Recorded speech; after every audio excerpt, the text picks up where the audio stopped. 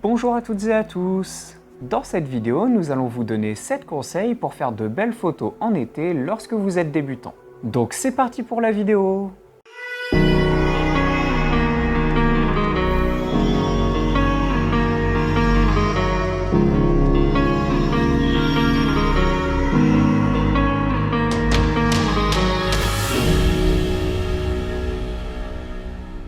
Parmi tous les conseils que l'on va vous donner, certains sont dédiés à la photo en général et certains sont plus ciblés à un type de photo que l'on fait beaucoup en été.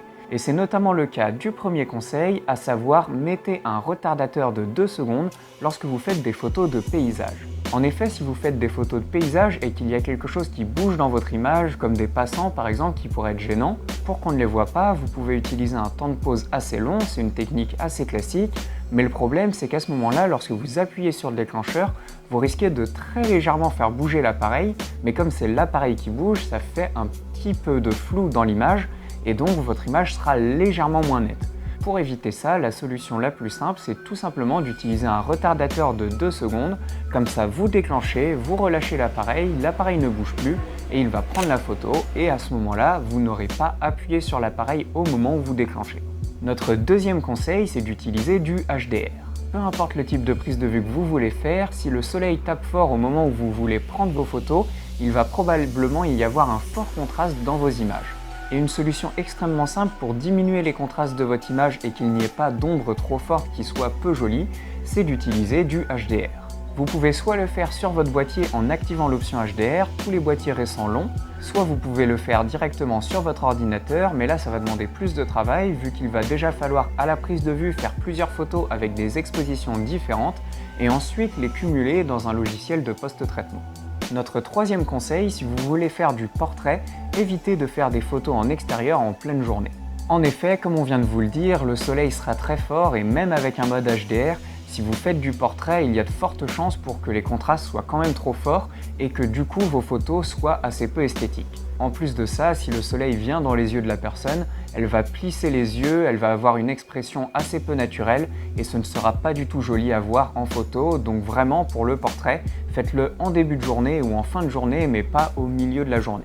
Et notre quatrième conseil, si vraiment vous n'avez pas le choix, vos photos de portrait, il faut que vous les fassiez en milieu de journée.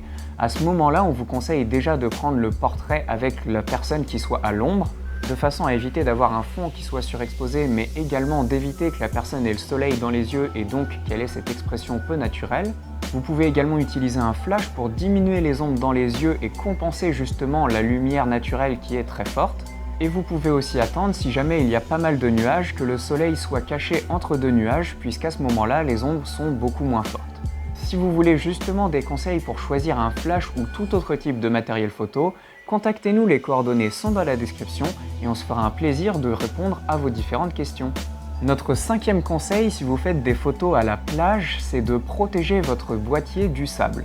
En effet, chaque année, on a des clients qui reviennent avec des boîtiers qui ont pris le sable malheureusement durant l'été et qui du coup sont grippés, n'arrivent plus à sortir l'objectif lorsque c'est des boîtiers avec un objectif intégré par exemple, ou encore sur des boîtiers hybrides ou réflexes, il y a des grains de sable qui rentrent du coup à l'intérieur du boîtier et qui risquent de rayer le capteur ou même de créer des taches sur le capteur. Donc pour éviter ça, pensez bien lorsque vous faites des photos à la plage, à ce moment-là, à bien cacher votre appareil. Soit si vous avez des housses carrément pour cacher votre appareil, c'est parfait. Même quand vous prenez vos photos, essayez de protéger un maximum votre appareil avec la housse. Soit si vous n'en avez pas, eh bien vous pouvez utiliser plein d'options pour cacher, peu importe ce que vous avez, que ce soit un pull que vous rajoutez par-dessus votre boîtier ou simplement que vous le cachiez vous-même avec vos mains. Le but c'est vraiment que même s'il y a des coups de vent, le sable ne puisse pas rentrer dans votre boîtier parce que ça fait vraiment beaucoup de dégâts et c'est malheureusement une mauvaise nouvelle lorsque vous rentrez et que vous voyez que le sable a abîmé votre boîtier.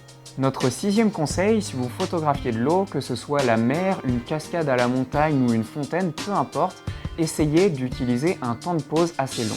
On vous en a parlé dans les premiers conseils, lorsqu'il y a quelque chose qui bouge dans l'image, c'est intéressant de mettre un temps de pause assez long pour figer ce mouvement. Et bien l'eau c'est un élément qui bouge et même si on a tendance à l'oublier, il ne vaut mieux pas, puisque lorsque l'on met un temps de pause assez long, ça fige le mouvement et c'est beaucoup plus joli. Mais le problème parfois, c'est que vous allez avoir trop de lumière en été justement si vous voulez faire ce type de photo figée avec un temps de pause assez long. Et donc on rejoint notre 7e conseil, à savoir d'aller voir notre vidéo dédiée aux 5 accessoires photo de voyage. Elle va s'afficher par ici, c'est une vidéo où on vous présente 5 accessoires liés à la photo et à la vidéo en voyage qui sont vraiment indispensables et très utiles pour améliorer vos photos et vos vidéos. Ça vous donnera également des petits conseils techniques supplémentaires liés aux différents accessoires pour compléter cette vidéo. Voilà, sur ce, cette vidéo est maintenant terminée, on espère qu'elle vous aura plu. Si c'est le cas, abonnez-vous et laissez un j'aime juste en dessous. Et nous, on vous dit à bientôt pour une prochaine vidéo. Bonne journée à toutes et à tous.